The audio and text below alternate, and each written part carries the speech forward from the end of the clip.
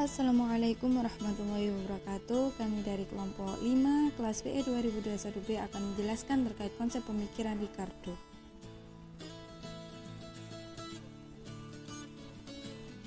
Kami beranggotakan yang pertama Nadia Yuliana dengan NIM 21080554010. Yang kedua Himatul Fitria Ali dengan NIM 21080554044. Yang ketiga Nurul Azmi Fauzia dengan NIM 21080554058. Sebelumnya, apakah kalian sudah tahu terkait siapa David Ricardo itu?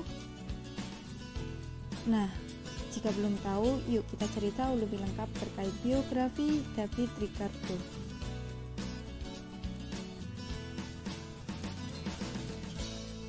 Biografi David Ricardo. David Ricardo merupakan seorang tokoh ekonomi klasik yang paling berpengaruh bersama dengan Thomas Malthus, Adam Smith, dan John Stuart Mill.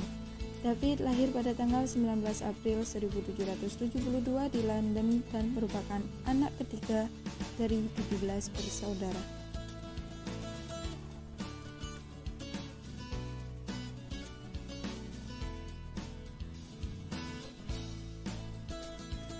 Biografi David Ricardo selanjutnya, dia mulai menunjukkan bakatnya di dunia ekonomi ketika dia berumur 14 tahun.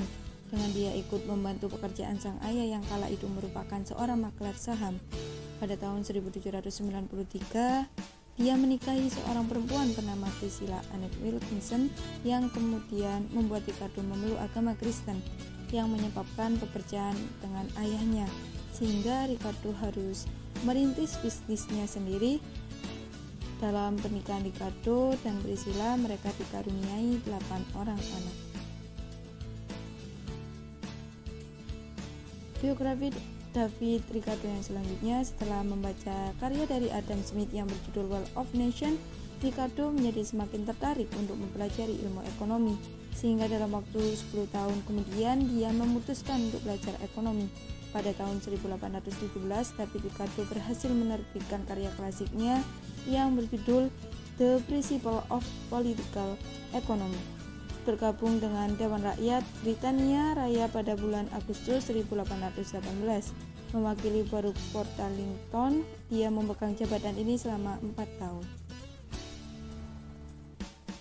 Biografi David Ricardo yang terakhir, David Ricardo meninggal pada tanggal 11 September 1823 di usia 51 tahun di Catcombe Park karena infeksi telinga tengah yang menyebar ke otak dan menyebabkan septikemia.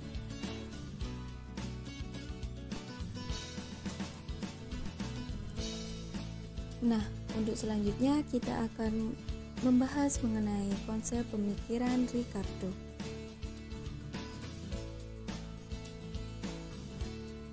Yuk kita cari tahu mengenai teori-teori apa saja yang terdapat dalam konsep pemikiran Ricardo.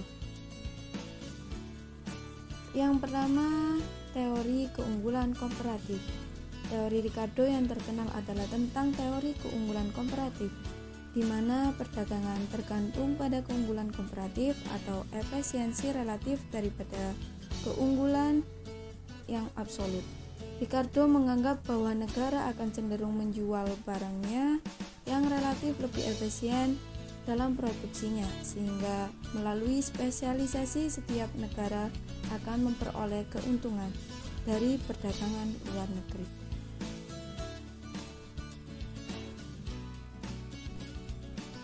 Teori yang kedua yakni teori nilai kerja.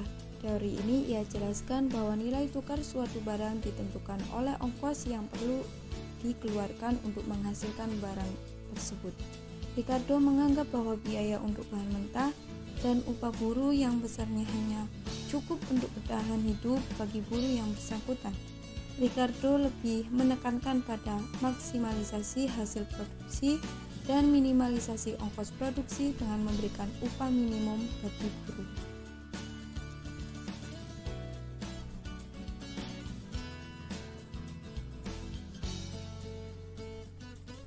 Teori yang ketiga yakni teori kuantitas. Teori kuantitas dari David Ricardo. Teori ini menyatakan bahwa kuat atau lemahnya nilai uang sangatlah tergantung dari jumlah uang yang beredar. Apabila jumlah uang berubah menjadi 2 kali lipat, maka nilai uang akan menurun menjadi setengah jadi semula dan juga sebaliknya.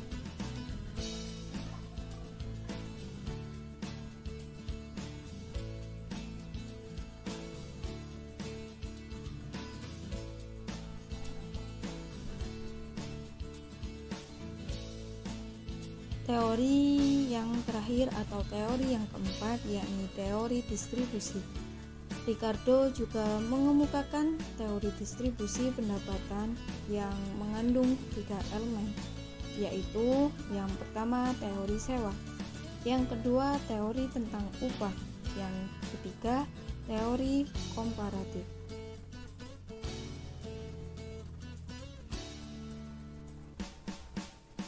Nah, untuk sekarang kita akan membahas teori 3 elemen, teori distribusi.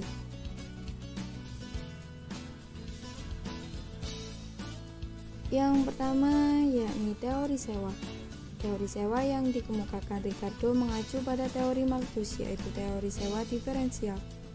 Sewa berasal dari perbedaan kesuburan tanah. Ketika tanah semakin menurun kesuburannya, maka sewa diferensial akan naik.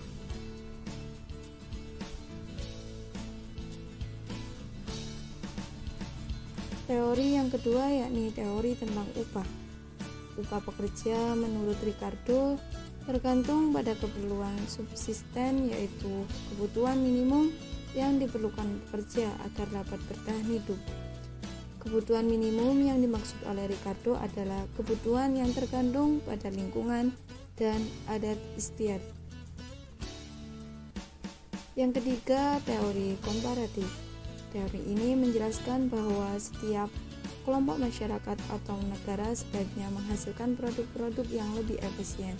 Selanjutnya, kelebihan produksi atas kebutuhan dapat diperdagangkan.